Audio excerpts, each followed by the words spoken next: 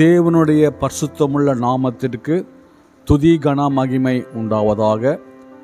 பிதாவாகிய தேவனுக்கும் குமாரனாகிய தேவன் கர்த்தராகிய இயேசு கிறிஸ்துவுக்கும் பரிசுத்த ஆவியானவராகிய தேவனுக்கும் துதியையும் கனத்தையும் மகிமையையும் சதா காலங்களிலும் நாம் செலுத்தி கொண்டே இருப்போமாக. ஆமென். இன்றைய தினத்தில் தெய்வீகத்தை குறித்த தலைப்பில் தேவனுடைய வார்த்தையை இந்த வீடியோ மூலமாக உங்களிடத்தில் பகிர்ந்து கொள்ள விரும்புகிறேன். பொதுவாக உலகத்தில் ஒரு மனிதனுக்கு எழும்புகின்ற கேள்வி என்னவென்றால், Who is my God? என் தேவன் யார்? நான் ஆராதிக்கின்ற, நான் வணங்குகின்ற, நான் நமஸ்கரிக்கின்ற, நான் கும்பிடுகின்ற, நான் பணிந்து கொள்கின்ற, நான் தொழுது கொள்கின்ற, நான் சேவிக்கின்ற என் தேவன் யார்? அவர் எப்படிப்பட்டவர்? அவருடைய குணாதிசயங்கள் என்ன? அவருடைய வல்லமை என்ன? அவருடைய மகத்துவம் என்ன? அவருடைய மாட்சிமை என்ன? அவரை நான் பார்க்க முடியுமா? அவரை நான் உணர்ந்து கொள்ள முடியுமா? அவரோடு நான் பேச முடியுமா? அவர் என்னை குறித்து என்ன நினைக்கின்றார் என்பதான சில கேள்விகள் இருதயத்தில் எழும்பிக் கொண்டே இருக்கும். ஆனால் சத்திய வேதத்தில், பரிசுத்த வேதாகமத்தில் தெள்ள தெளிவாக தேவன், ஆங்கிலத்தில் காட் என்ற வார்த்தைக்கு எபிரேய சொல் ஹெல், இஎல், ஹெல், எலோஹிம்,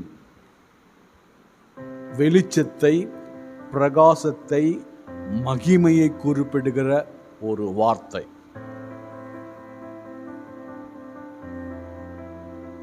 என் தேவன் யார்? வேதத்தை நாம் தேடி வாசிக்கும் போது ஒரே தெய்வத்தை குறிப்பிடுகின்ற வசனங்கள் அதிகமாக இருக்கிறது. உபாகமம் 6ஆம் அதிகாரம் 4ஆம் வசனத்தில், இஸ்ரவேலே கேள், உன் தேவனாகிய கர்த்தர் ஒருவரே கர்த்தர். மார்க்கு 12:29 அதே வசனம்தான், இஸ்ரவேலே கேள், உன் தேவனாகிய கர்த்தர் ஒருவரே கர்த்தர். தெய்வம் என்பது, தேவன் என்பது ஒருவரை குறிப்பிடுகிறது. ஆனால் தெய்வீகத்தில், இன் டிவைன், தெய்வீகத்தில் தேவன் இயங்குகின்ற விதம், God operating themselves, தேவன் இயங்குகின்ற விதம் 3 வித சாட்சிகளோடு எப்பொழுதும் இருக்கும். தேவன் இயக்குகின்ற விதம், ஆப்ரேட்டிங் எவ்ரிதிங், எனிதிங், 3 வித வழிகளோடு தொடர்புடையதாக இருக்கும். தேவன் முடிக்கின்ற விதம், ஃபினிஷ் எவ்ரிதிங், 3 வித கிரியைகள் சம்பந்தப்பட்டதாக இருக்கும். மறுபடியுமாக சொல்கிறேன், தேவன் இயங்குகின்ற விதம் 3, தேவன் இயக்குகின்ற விதம் 3, தேவன் முடிக்கின்ற விதம் 3ஆகத்தான் இருந்து கொண்டே இருக்கும். ஆதலால் தேவன் தன்னை 3 வித சாட்சிகளோடு, 3 விதமான ஆள் தத்துவங்களோடு, 3 விதமான கிரியைகளோடு, சூழ்நிலைக்கு ஏற்றாற்போல், காலங்களுக்கு ஏற்றாற்போல், தேவன் நோக்கங்களுக்கு ஏற்றாற்போல் தன்னை வெளிப்படுத்தி கொண்டே இருக்கிறார். தன்னை வெளிப்படுத்தி கொண்டே இருக்கிறார். இதை நாம் விசுவாசித்து ஏற்றுக்கொள்ள வேண்டும். ஆதியாகமம் 1:1 ஆரம்பிக்கும் பொழுதே ஆதியிலே தேவன் என்று ஆரம்பிக்கிறது.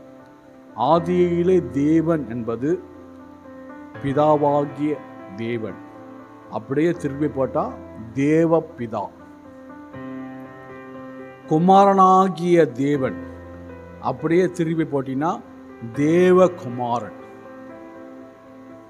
ஆவியானவராகிய தேவன் அப்படியே திருப்பி போட்டா தேவ ஆவியானவர்.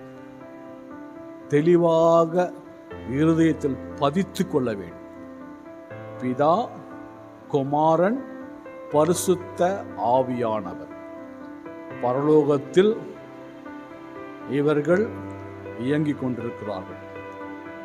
பிதாவுக்கு சிங்காசனம் உண்டு, குமாரனுக்கு சிங்காசனம் உண்டு, பரிசுத்த ஆவியானவருக்கு சிங்காசனம் உண்டு. எந்த ஒரு காரியமாக இருந்தாலும் பரலோகத்திலே பிதாவாகிய தேவன் அந்த காரியத்தை குறித்ததான பிரதான திட்டம், மாஸ்டர் பிளான் அவர்தான் வைத்து கொண்டிருப்பார். இதனைத்தான் அனாதி ஆலோசனை, அனாதி திட்டம், அனாதி தீர்மானம் என்று வேதம் குறிப்பிடுகிறது. இந்த திட்டத்தை, இந்த தீர்மானத்தை செயல்படுத்துகின்ற பொறுப்பு குமாரனாகிய தேவனை சார்ந்தது. அப்படி செயல்பட்ட அந்த காரியத்தை தொடர்ந்து இயக்குகின்ற பொறுப்பு, பாதுகாக்கின்ற பொறுப்பு, பராமரிக்கின்ற பொறுப்பு பரிசுத்த ஆவியானவராகிய தேவனுடையது. இவ்வாறாகத்தான் ஒரே தேவன் ஒரு காரியத்தை மூன்று வித வழிகளில், மூன்று வித ஆள் தத்துவ சம்பந்தப்பட்ட கிரியைகளோடு செய்து கொண்டே இருக்கிறார். இதை நாம் விளங்கிக் கொள்ள வேண்டும், இதை நாம் ஏற்றுக்கொள்ள வேண்டும். ஆள் தத்துவம் என்றால் என்ன? ஆள் தத்துவம், பர்சனாலிட்டி என்றால் ஆத்துமா, ஆவி, சரீரம் இருந்தால் அது ஆள் தத்துவமாக கணிக்கப்படுகிறது. பிதாவுக்கென்று எண்ணங்கள் உண்டு, பிதாவுக்கென்று அவர் பேசின வார்த்தைகள் உண்டு, பிதாவுக்கென்று செயல்பாடுகள் உண்டு. அதனால் பிதா தனித்துவமானவர். குமாரன்,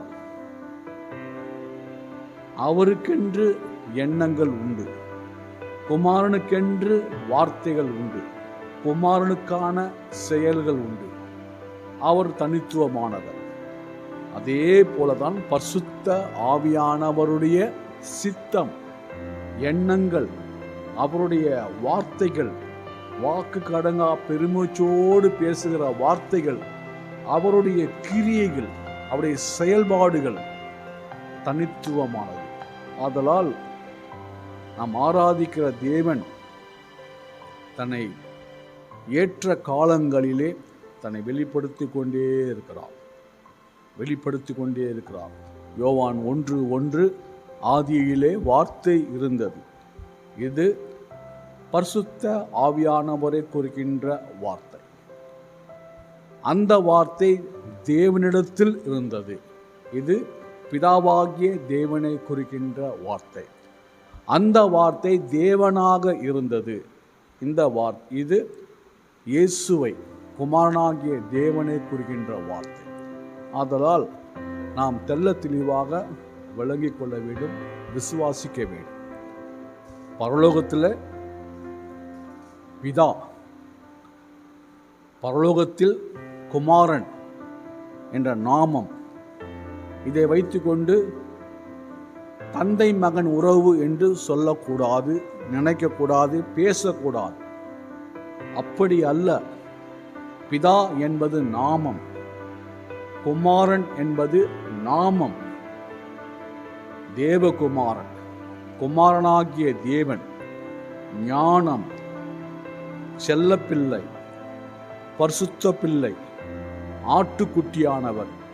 இந்த நாமங்கள் எல்லாம் குமாரனாகிய தேவனுக்கு உண்டு. அவர் பூமியிலே அவர் மாம்சத்தில் வெளிப்பட்ட போது அவருக்கு இயேசு என்று பெயரிடப்பட்டார். ஆதலால் பிதா குமாரன் என்று நாம் அவரை அறிக்கை செய்ய வேண்டும். வேறு வார்த்தைகளை நாம் பேசும்போது சம்பந்தப்படுத்தும் போது அது உறவு முறையாக மாறுகிறது. அப்படிப்பட்ட காரியத்தை பேசக்கூடாது. பிதா என்பது நாமம், குமாரன் என்பது நாமம், பரிசுத்த ஆவி என்பது நாமம். ஆதலால் நாமத்தை நாம் தெள்ள தெளிவாக விளங்கியிருக்க வேண்டும். தேவனை குறித்ததான காரியத்தை நாம் விளங்கிக் கொள்ள வேண்டிய விசுவாசம் தேவை.